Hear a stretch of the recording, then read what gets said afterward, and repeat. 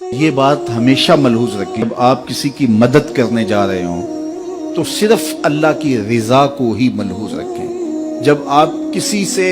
صلے کی توقع رکھیں کہ کل یہ میرے کام آئے گا، تو آج آپ کو اس کی مدد کرتے ہوئے راحت اور قلبی مسرت اور حقیقی خوشی نصیب نہیں ہوگی۔ اور دوسرا، جب کل آپ کی توقع کے مطابق وہ پورا نہیں اترے گا تو پھر آپ کو اس سے تلخی بھی ہوگی، یعنی آپ کو کسی کی مدد کرتے ہوئے اس کی حقیقی مسرت سے محرومی، دوسرا اس کے توقع پر نہ اترنے سے آپ کو اس کی تلخی بھی سہنا پڑے گی۔ لیکن اگر آپ اس کی مدد اس لیے کر رہے ہیں کہ میرے رب کا بندہ ہے، الخلق عیال اللہ، تو میں اللہ کے بندہ ہونے کے ناطے سے اس کی مدد کر رہا ہوں، اور پھر آپ کو اور سرور بڑھ جائے گا کہ میں اس کی مدد اس لیے کر رہا ہوں کہ یہ میرے حضور کا غلام ہے، بس یہی آپ کی ترجیح ہوگی، تو پھر آپ اس کی مدد کریں گے تو کوئی اس سے آپ کی مستقبل کے اندر توقع وابستہ نہیں ہوگی، تو آپ کو پھر اس کی مدد کرتے ہوئے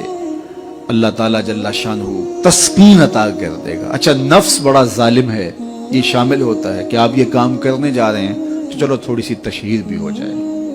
حضور علیہ السلام نے فرمایا، جس شخص نے کوئی کام دکھلاوے کے لیے کیا، اللہ اکبر، اللہ تعالیٰ جل شانہ اس کے معاملے لوگوں کو دکھا دیتا ہے۔ جو دکھلاوے کے لیے، ظاہریت کے لیے کام کرتا ہے،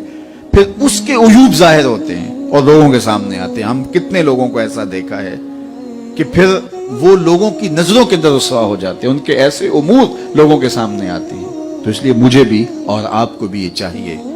کہ اپنے عمل کے اندر کبھی بھی ریا پیدا نہ ہونے دیں۔ جب کسی کی مدد کریں، کسی دکھیے کے کام آئیں، تو اللہ کی رضا ہمیشہ ملحوظ رکھیں، اور وہ کسی ذاتی تشہیر کے لیے اور ذاتی مقصد کے لیے نہیں، بلکہ رضا الہی کے لیے آپ کا وہ عمل ہوگا تو زندگی نور علی نور ہو جائے گی۔ اللہ کے محبوب علیہ السلام نے خاص طور پہ جب آپ کسی کی مالی مدد کرتے ہیں تو اس میں اس انداز سے مدد کرنے کی تلقین ارشاد کی کہ فرمایا، وَرَجُلٌ تَصَدَّقَ بِصَدَقَةٍ فَأَخْفَاهَا حَتَّى لَا تَعْلَمَ شِمَالُهُ مَا تُنْفِقُ يَمِينُهُ، کہ جو شخص صدقہ کرتا ہے اور اتنے مخفی انداز میں صدقہ کرتا ہے کہ جو دائیں ہاتھ نے خرچ کیا، بائیں کو اس کی خبر نہیں ہو سکی،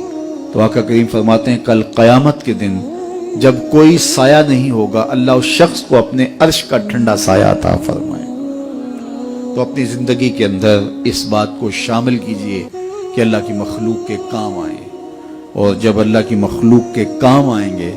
تو یہ آپ کے باطن کی تسکین کا سبب ہوگا اور قرار جاں کا ذریعہ بنے گا، اور حضور کی خوشنودی آپ کو نصیب ہوگی۔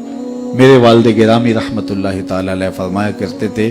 کہ اگر تم یہ چاہتے ہو کہ تم سے رسول کریم پیار کریں تو تم حضور کی امت سے پیار کیا کرو۔ آپ کسی کے بچے کا منہ چومیں، اس کی گال سہلائیں، اس کے سر پہ شفقت سے ہاتھ رکھیں، اس کو 50 روپے 100 روپے خوشی سے دیں، تو آپ اس کو دے رہے ہوتے ہیں، اس کے باپ کے چہرے کو دیکھنا کہ تم تمہارا ہوتا ہے، اور وہ آپ کے اوپر فدا ہو جانے کو چاہ رہا ہوتا ہے کہ یہ میرے بیٹے کی گال سڑا رہا ہے۔ یار، کوئی کسی کے بیٹے سے پیار کرے تو اس کی شفقتیں آپ پہ برس رہی ہوتی ہیں، تو جب رسول اللہ کی امت سے کوئی پیار کرے تو رسول کریم کی رحمتیں کتنی برس رہی ہوتی ہیں اس کے اوپر۔ اس لیے حضور کی امت سے پیار کرو۔ اللہ کے محبوب علیہ الصلوۃ والسلام کو اپنی امت سے اتنا شدید پیار تھا، اتنا شدید پیار تھا کہ فرمایا کہ اگر تمہارے پاؤں میں کانٹا بھی چبھ جائے تو اس کی تکلیف بھی مجھے ہوتی ہے۔ عزیز علیہ ما عنتم، تمہارا مشقت میں پڑنا اس نبی پر گراں گزرتا ہے۔ مبتلائے درد ہو کوئی عذر روتی ہے آنکھ، کس قدر ہم درد سارے جسم کی ہوتی ہے آنکھ۔ تو آئیے میں اور آپ اس بات کو اپنے اندر اتار لیں کہ ہم حضور علیہ السلام کی امت کے ساتھ اور اللہ کی مخلوق کے ساتھ رویوں کے اندر اتنی خوبصورتی رکھنی ہے کہ حضور علیہ السلام کی ہمیں رضا نصیب ہو۔